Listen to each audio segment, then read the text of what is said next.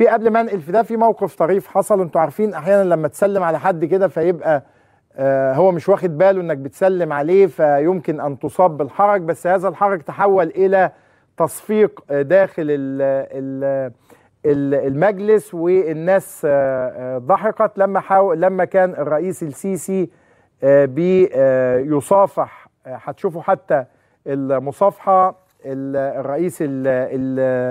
الرئيس البرلمان الياباني، ولما صافحه لم يكن رئيس البرلمان ملتفتا إلى هذه المصافحة، فيعني تحول هذا المشهد إلى أفشى ضاحكة.